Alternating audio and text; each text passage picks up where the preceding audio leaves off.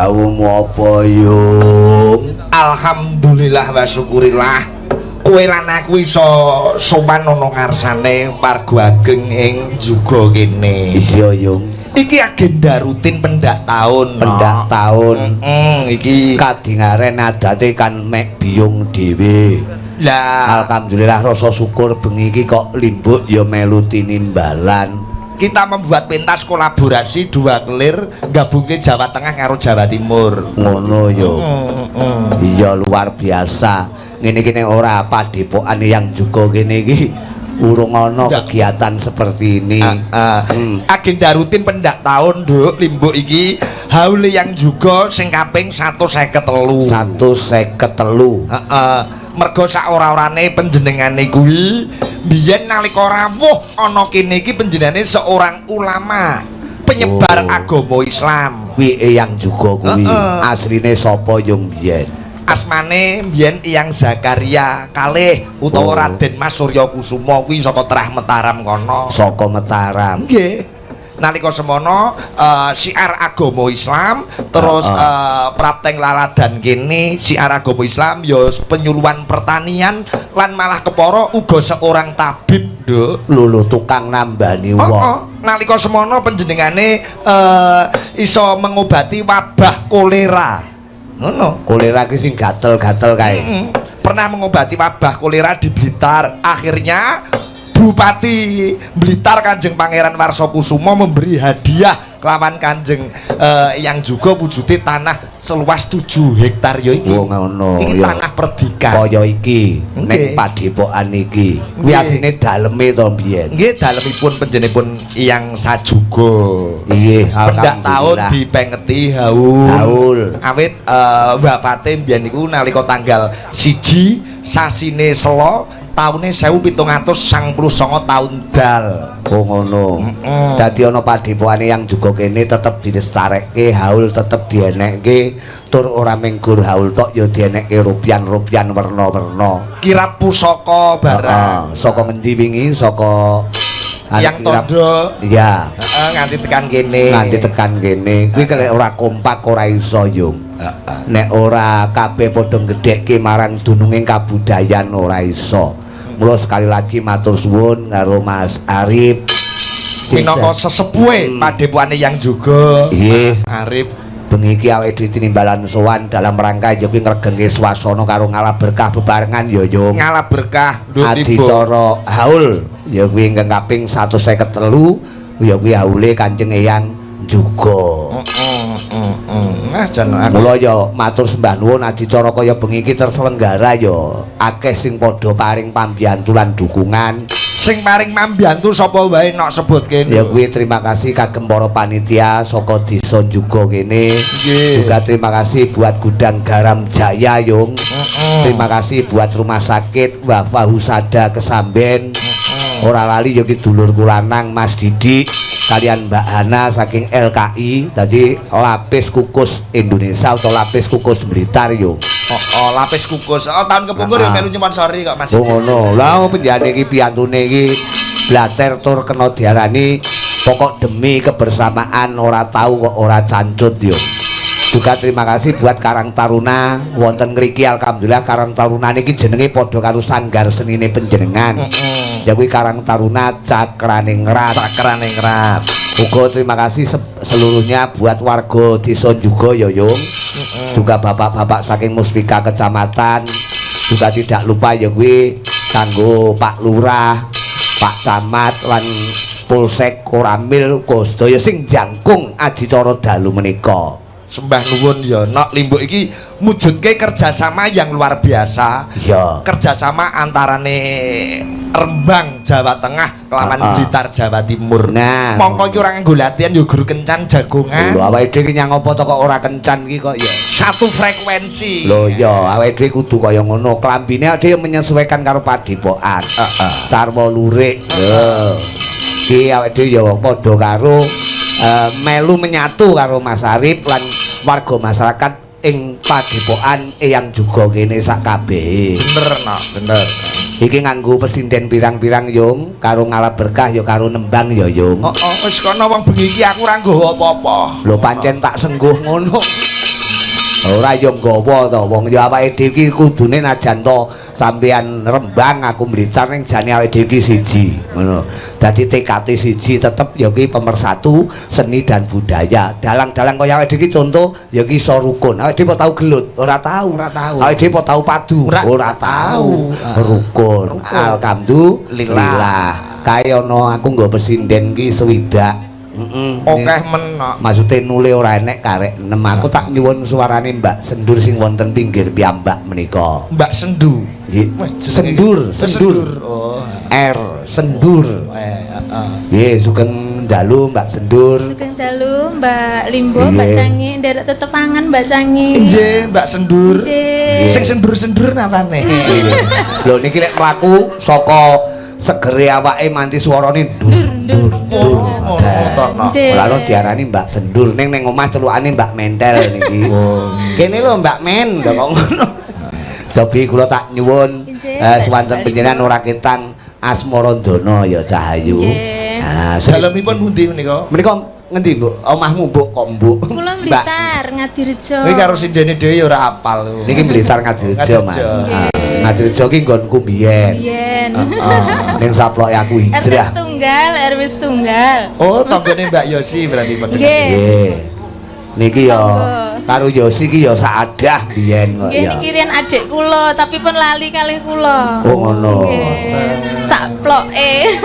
Nggih. Kondang niki lho. Yosi niki mboten lali kok, bocahe blater sak yae niki blater. Iki Mbak Sendur, iki Mas sapa ki jenenge Mas Ganden Panggah Kelingan. Oh nggih. Tapi Mang Nembang Asmarandana nggih. Sak ramban kemawon cukup diaturke dulur-dulur sing padha kepareng rawuh. Kunjuk para sepuh bini sepuh ingkang sampun kepareng rawuh saking Madura. Madura menika kalawu Pak sinten wau. Banyuwangi rawuh. Oh ngaten. Nggih. Uga kanca-kanca dalang. Jawa Tengah ya do rawuh sebagian. Lho, ning endi lek rawuh? Nggih wonten tenan semrika Rembang, Pati, komplit Mas aku. Uga tak aturke kanca-kanca dalang muda Blitar. Menika paguyuban pada gentar ya padha rawuh iki mau. Pada gentar paguyuban dalang muda Blitar. Sembah nuwun, salam kenal. Diaturke para-para rawuh sing padha mriksani dalu menika ya Mang. Dan malam hari ini disiarkan streaming YouTube. Ada 19 channel luar biasa bersamaan. Jadi kolaborasi bengi iki ditonton karo seluruh Nusantara bahkan sampai luar negeri. Iya, penonton YouTube iki saiki luar negeri akeh pirang-pirang. Ora mung YouTube iki TikTok ya eneng. Oh, no. TikTok. Nggih. Terus ke nggih.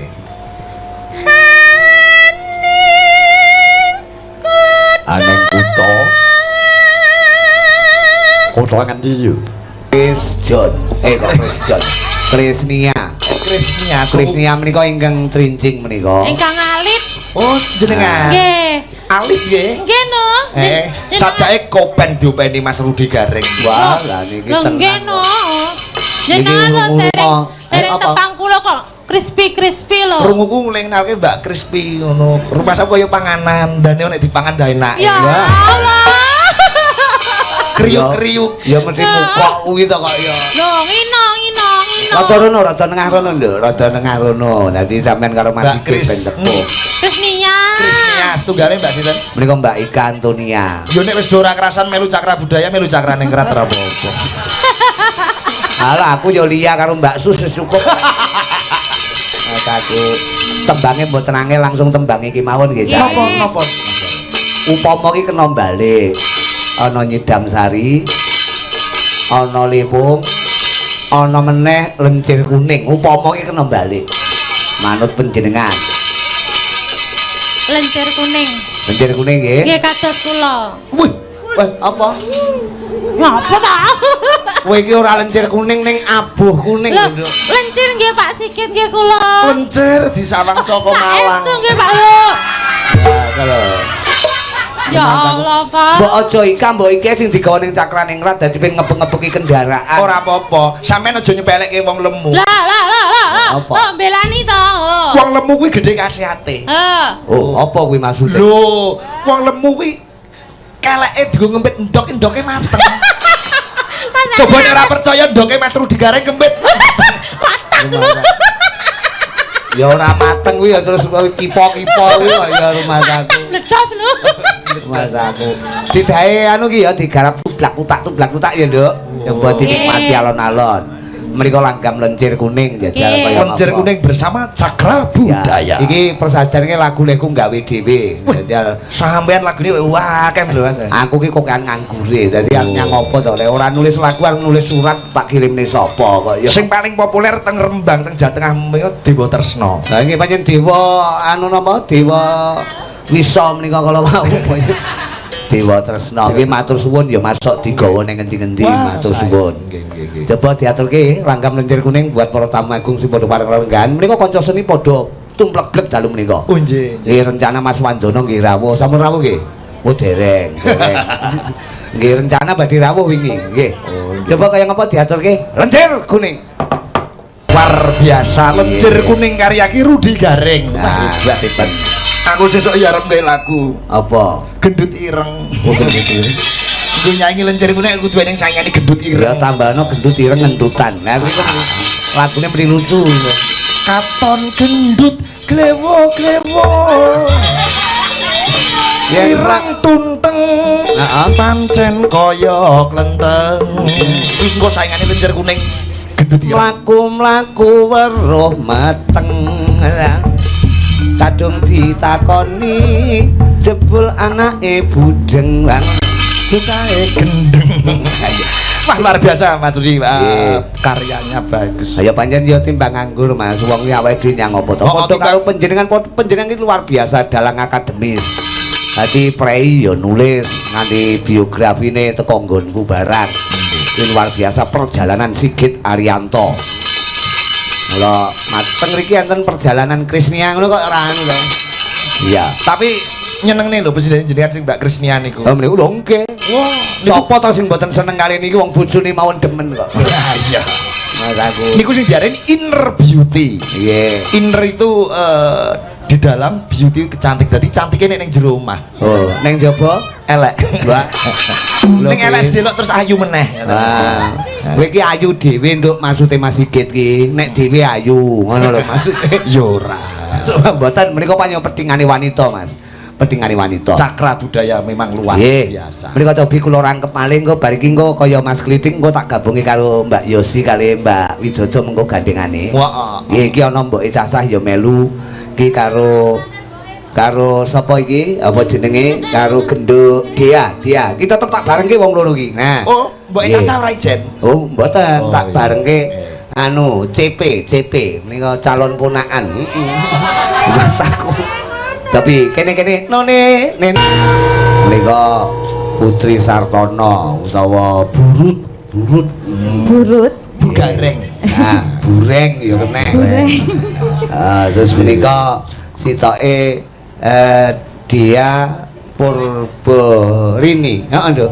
Nggih, Pradia. Oh, Pradia Purborini. Menika apa ya lek kok tak arani ya apa ya calon putri. Heeh, kok calon putri. Calon putri. Heeh. Coba ngatur tetembangan nggih dalu menika. Nggih. Sing baku matur sembah nuwun ya Mas Sigit buat Mas Arif. Oh luar biasa. Pendak haul Eyang juga mesti ngenekke pagelaran. Bahkan ini nanti akan menjadi agenda rutin keliru terus ya. Loh, muga-muga ning jane aku ya mek ngomong klobot karo panjenengan kok. Cari tempo mbok Cokro ki dipadhakke dadekke siji ngoten. Alhamdulillah.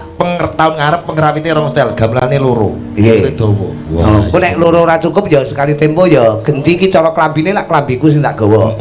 Ha engko sok klambine klambi Cakraningrat. Nggih, mboten masalah. Genti-genten aku tak nduduhke sabetku ning Cakraningrat. Iya.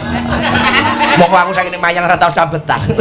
Aku iki engko awake dhewe kudu jor-joran sabet lho awake dhewe. Oh ya siap. Dalang-dalang do nonton lho pengen kaya ngopo ya Mas Gareng karo Mas Sigit ki sabetane kita ya. Ayo wis tenan aku apa-apa tak sabetne kok apa-apa kaya. Ha Contone BPKB ki wis kuno, aku montore tak sabetne nyo iki cebrak duit. Nembango Cah Ayu wong loro ki cukup mboten bawa ritek nggih. Mboten apa. Mergo sing enek spesial bawa ya sidian. Iku nembang nek ora bawa nang wesu gelungane dibuang biasa niki. Oh, anggere melu aku ora takon nembang sithik ning tangane ngacung-ngacung. Oh ngaco. Jaluk bawa ngono. Aku mesti ngono kuwi kok dian ki Mas aku. Kowe engko tak omongne lek tun petil kowe wah ditenono kowe. Lagune napa Mas? Gan? Manut panjenengan piantun loro dia kali Putri Sartono apa nduk? Apa? Ninggal katresnan. Ninggal katresnan. Nggih. Oke. Ning mung kandhek cukup tembang wae aja nganti ninggal katresnan tenan. Nggih. Lah pripun kira-kira jeng ben ditinggal apa mboten kok ya dipikir sik kok ya. Lah ki ninggal aku ora tak cencang sikile to kaya kan ninggal tak tarik nih, tak cencang sikile Mas aku. Sabar nggih dados bojone dalang Mbak. Nggih. Kula. Kudu usus dawa. Nggih. Lah kalau contone, Harus- contone. Lho, oh nek pengen latihan sabar di bojone dalang, mang ngomong-ngomongan sering telepon-telepon karo bojo kula. Ngoten to, Mbak? Weh. Lah kaya sabar-sabare wanita kok sabar-sabare wanita niku. Bulakno ngetutne nek dadi wayange ngetutne ora kok karono panjenengan iki anu pancen piyantune iki sabar tenan. Oh, Ngono, sabar. ngetutke engko Nggih. lek ora tak turne piye ya wong iki kan muni ngono. Nggih. Iki nyembranakne ngono. Mengkhawatirkan ngoten nggih. Heeh, Ngoten nggih, Mbak nggih. mengkhawatirkan. Nggih lah niku. Kok ya mantuk ae tak bu gedek ngono lho. Aja to sekali tempo ya mantu barang to ben cocok kok ya Nggih. mantaku. Ninggal katresnan ya piye lagune kae? Nggih. Lagune nangis sak Nangis sajroning atiku. Niku ta? Nggih. Nalicane sliramu kuwi ta ninggal acu kuwi ta oke Nggih.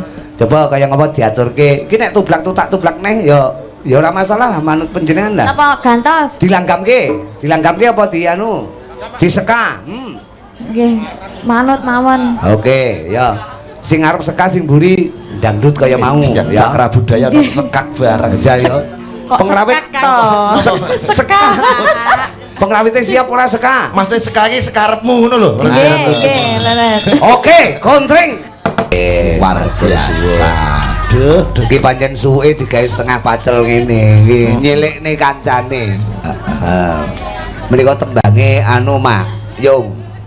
Ya kuwi apa iki mau judulnya? Ninggal katresnan. Ninggal katresnan. Karya Karyane sapa iki aku ora ngerti aku iki apik iki rek sampean mri tepung karo sing karya iki. Sapa? kirangan lho Tir. Lah kok Lah kok takon kok sampeyan. gombal kaya di runga-rungane tenan. Dian dudoi aku tapi bene ora usah diomongi.